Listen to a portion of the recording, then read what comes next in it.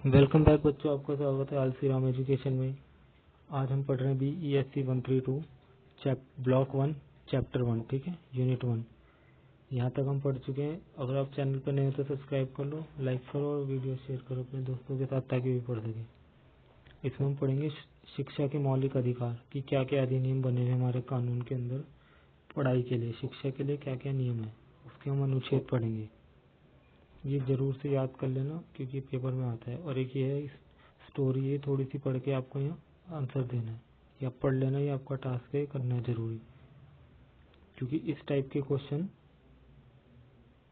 पेपरों में आते हैं। तो ये जरूर पढ़ लेना पूरा का पूरा, यहाँ से यहाँ तक जितना भी है ये पढ़ के फिर आप नीचे आंसर दे देना, ठीक है। नीचे चलते हैं, यहाँ पे आंसर दे देना इसका, ठीक है। मौलिक अधिकार अधिनियम, जैसे मैंने बताया आपको, लोकतंत्र में सुनिश्चित करता है कि हर व्यक्ति को कोई अधिकार मिलेंगे। मौलिक अधिकार, राइट्स, ठीक है ना, ह्यूमन राइट्स आप पढ़ते हैं वही, एवरी पर्सन हैड राइट्स, ठीक है ना। तो क्या है, स्वतंत्रता के अधिकार में समानता का स्वतंत्र है, ठीक है। अधिकार जो लोकतंत्र के लिए सबके लिए आवश्यक है। अब अनुच्छेद 14 क्या कहता है लोगों के लिए।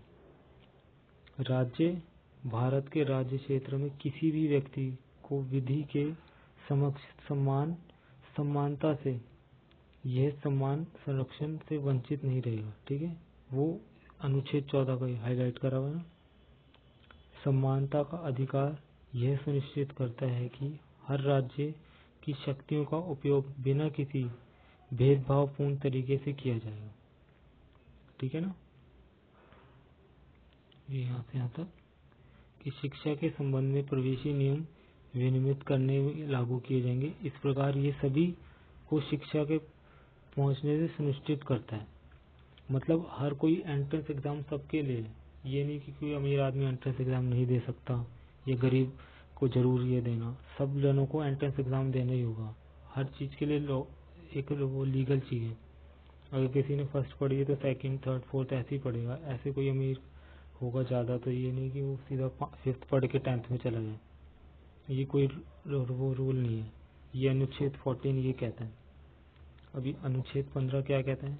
ये अनुच्छेद द्वारा धर्म, जाति, मूलवांश, है ना, लिंग या जन्म स्थान के आधार पर भेदभाव निषेध की गारंटी देता है।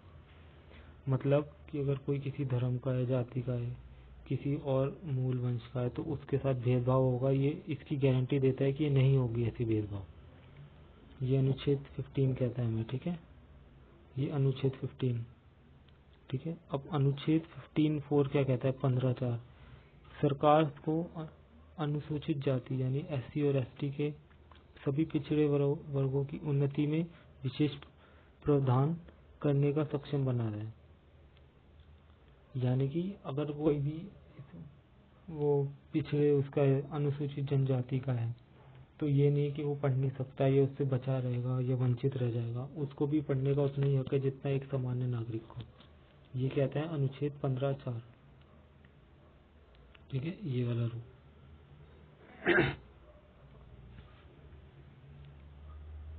अब पढ़ते हैं कि अनुच्छेद 16(1) क्या कहता है। सरकार नागरिकों के किसी भी पिछड़े वर्ग के पक्ष के आरक्षण कर सकती है, ठीक है। कि कोई भी जो पिछड़े वर्ग है उसके आरक्षण कर सकती है नागरिकों का।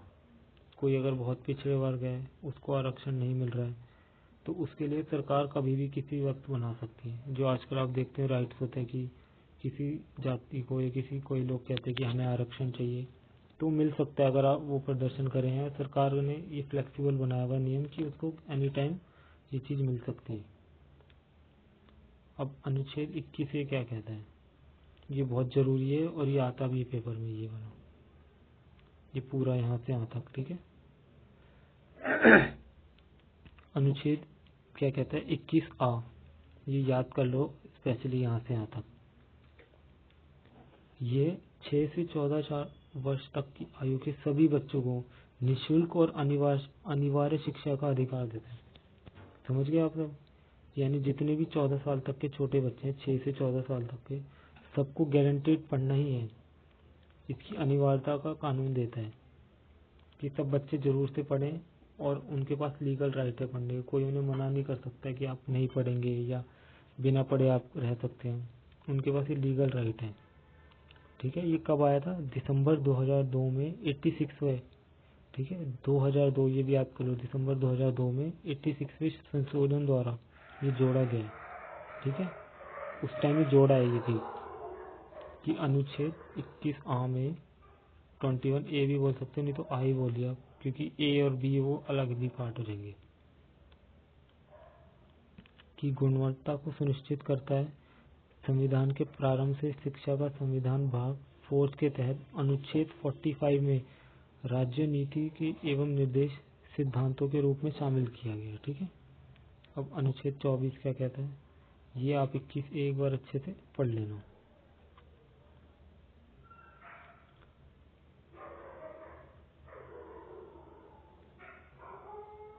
अनुच्छेद 24 क्या कहता है कि 14 वर्ष से कम आयु का कोई भी बच्चा किसी भी कारखाने या खदान में काम नहीं कर सकता, ये खतरनाक रोजगार नहीं कर सकता। जैसे आप देखिए चाइल्ड लेबर, ये चाइल्ड लेबर का लॉ है अनुच्छेद 24A। आप सबने सुना होगा ना क्या होता है चाइल्ड लेबर काफी बार, तो ये अनुच्छेद 24A ये है वो। अब देखते हैं अनुच्छेद 28 क्या कहता है। अनुच्छेद 28 कहता है राज्य द्वारा संचालित संस्थाएं किसी भी धर्म का प्रचार नहीं कर सकती। ठीक है, कि अगर कोई भी राज्य में है, कोई भी स्पेशल धर्म का प्रचार नहीं करेगी, सबके लिए इक्वल पढ़ाई है। ठीक है, ये सिद्धांत है कि पोषण के लिए सबको। ठीक है, ये अनुच्छेद प्रधान तहत करता है कि राज्य में ना ही कोई अन्य एजेंसी राज्य निधियों द्वारा प्रतिबंधित विद्यालयों में धार्मिक निर्देश दे सकती है। हालांकि ऐसे भी कई ट्रस्ट हैं जो संस्थापनाओं के लिए छूट है, जिसके लिए अवश्य है कि एक संस्थान धार्मिक शिक्षा प्रदान की जाए। अनुच्छेद आगे यह अधिकार प्रदान करता है कि कोई भी व्यक्ति राज्य मान्यता प्राप्त और सहायता प्राप्त विद्यालय में भाग लेने के लिए किसी भी धार्मिक निर्देश के भाग लेने के लिए बाध्य नहीं किया जा सकता। मतलब आप देखते हैं काफी स्कूल्स हैं जो प्राइवेट स्कूल्स होते हैं जिनको राज्य सरकार द्वारा मान्यता प्राप्त नहीं होती, तो उसमें आप उनको किसी को फोर्स नहीं कर सकते पढ़ने के लिए। ये हमें अनुच्छेद 28 कहता है कि आपको कोई फोर्स नहीं है कि आप धार्मिक स्कूल में जाएं या किसी प्राइवेट स्कूल में, आपकी चॉइस है। अगर आपको कोई इसमें जबरदस्ती पढ़ाता है तो आप अनुच्छेद 28 का यूज करके आप उनके खिलाफ कार्रवाई करवा सकते हैं। ये कहता है हमें अनुच्छेद 28। ये सारे शिक्षा के अनुच्छेद हैं, मतलब लॉज हैं, ये याद करना, ये क्वेश्चन आता है ये पेपरों में। संविधान में अनुच्छेद 46 क्या कहता है कि स्पष्ट रूप से क्लियरली कहा गया है कि राज्य के विशेष मामलों के साथ कमजोर वर्ग के शैक्षिक आर्थिक हितों के लिए बढ़ावा दिया जाएगा। अनुसूचित जनजाति जातियों के लिए सभी प्रकार की सामाजिक से बचाया जाएगा। ठीक है, जो अनुसूचित जातियां हैं, अनुसूचित जनजाति हैं, उनको आर्थिक सहायता दिया जाएगी और पढ़ाई के लिए उनको मोटिवेट करा जाएगा कि ताकि वो और पढ़े। ठीक है, यहाँ से यहाँ तक ये सारे हो गए हैं अनुच्छेद। मैं आपको दिखा देता हूँ। मौलिक अधिकार वाले में 1.4 में 1, 2, 3, 4, 5, 6, 7, 8, ये 8 अनुच्छेद हो गए। किस चीज के हो गए ये 8 अनुच्छेद जो हमें याद करने हैं? मौलिक अधिकारों के लिए, शिक्षा के मौलिक अधिकार। ठीक है, ये इसके लिए कितने 8 अनुच्छेद हो गए। अनुच्छेद 14, 15, 15(4), 16(1), 16(4), 21A, 24, 28 और 46, ये सब याद कर लेना। ये पेपरों में आते हैं क्योंकि शिक्षा के मौलिक हैं। अब आगे जाके आगे पढ़ते हैं क्या है। अल्पसंख्यकों और सांस्कृतिक एवं शैक्षिक अधिकार क्या कहते हैं। ठीक है, इसके लिए अब जो नियम कायदे कानून बने हुए हैं, जो लॉज हैं, अब वो हम पढ़ेंगे। ठीक है, अनुच्छेद 29 अल्पसंख्यकों के हितों की रक्षा के लिए गारंटी देता है। ठीक है, ये अनुच्छेद 29 है। इसके देखिए दोनों पार्ट लिखे हुए। भारत में राज्य क्षेत्र में किसी भी भाग के निवासी नागरिक अनुभव को जिसे अपनी विशेष भाषा लिपि संस्कृति के उसे बनाए रखने का अधिकार है। ठीक है, ये अनुच्छेद 29 कहता है। ठीक है, पोषित नीति शिक्षा प्रवेश नागरिकों के लिए केवल धर्म मूलवाद जाति भाषा एवं इनमें से किसी भी आधार पर वंचित नहीं रखा जाएगा। ठीक है, ये 29 का पार्ट है यहाँ से यहाँ तक।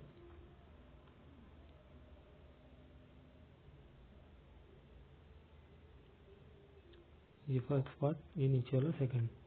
29 क्या कहता है कि राज्य के सभी नागरिकों को विशेष अपनी भाषा लिपि संस्कृति बनाए रखने का अधिकार है।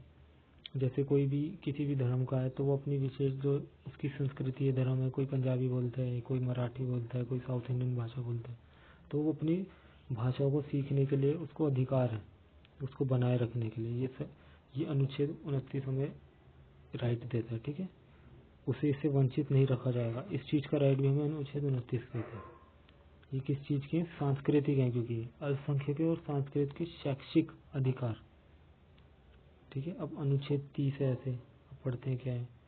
अनुच्छेद 30 सरकारी अनुदान प्राप्त करने के लिए भेदभाव के खिलाफ सुरक्षा का अधिकार देता है कि किसी को गवर्नमेंट से जो हेल्प मिलेगी कि उसके खिलाफ भेदभाव ना हो लोगों के साथ, तो ये अधिकार देता है।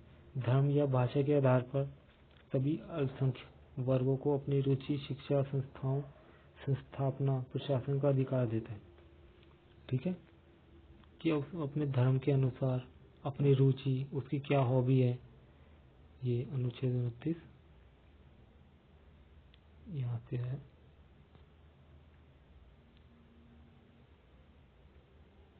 ठीक है, ये अनुच्छेद 30 यह आपको धर्म के आधार पर जो आपके हॉबीज है उन सब के जो आप पढ़ना चाहते हो उसका अधिकार देता है कि आपको कोई मना नहीं कर सकता। इसमें एक का खंड है फन का, ये निर्धारित किया गया है कि अल्पसंख्यक वर्ग प्रशासनिक कार्यों में लग सकते हैं। उनको ऐसे कोई ये नहीं कि कोई अच्छी पोस्ट पे अगर कोई पढ़ के अपनी मेहनत से जाना चाहे तो जा सकते, उन्हें इनसे वंचित नहीं रखा जाएगा।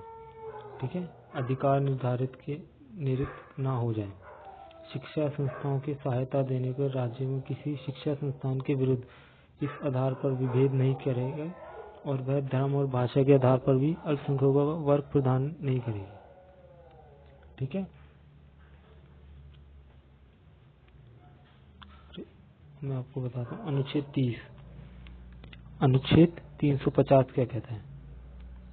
उन सभी लोगों को अधिकार की गारंटी देता है जो वह शिकायतों के निवारण के लिए अभ्यदान समझने वाली भाषा का उपयोग करते हैं। संविधान अधिनियम 1956 द्वारा किए गए 7वें संविधान संशोधन में भाषाई अल्पसंख्यकों को संबोधित करने के हुए अनुच्छेद जोड़ा गया। ठीक है, ये अनुच्छेद 350 1956 में जोड़ा गया था, सातवें संविधान में। ठीक है, जब संशोधन हुआ था कि उनसे कोई ऐसे दबाव नहीं डालेगा। ठीक है, प्राथमिक चरण में मातृभाषा शिक्षा के लिए 35 का की सुविधा प्रदान करी गई है। ये भी एक अनुच्छेद है, ये तो याद मत करो, 350 में हमें याद करना है। ठीक है, प्राथमिक मातृभाषा शिक्षा प्राप्त के लिए सुविधा व्यवस्था करने के लिए। तो अनुच्छेद खा में क्या गया है, भाषाई अल्पसंख्यक वर्गों के विशेष अधिकार जिसमें राष्ट्रीय नियुक्त करेंगे विशेष उनके कर्तव्य अधिनियम भाषाई उपलब्ध सभी संबंधित विषयों को अवश्य ही जो लोग हैं संबंधित देखेंगे। राष्ट्रपति के निर्देश पे राष्ट्रपति प्रतिवेदन संसद में प्रतिवेदन एक मिनट रुकिए, हाँ, राष्ट्रपति द्वारा इस रूल लागू कर दिया गया। आगे जाके देखते हैं। अब हम पढ़ेंगे इसमें राज्य नीति निर्देशक सिद्धांत एवं शिक्षा जो राज्य की नीति के लिए बने। अब ये हम नेक्स्ट पार्ट में पढ़ेंगे। मिलते हैं नेक्स्ट वीडियो में नेक्स्ट पार्ट में।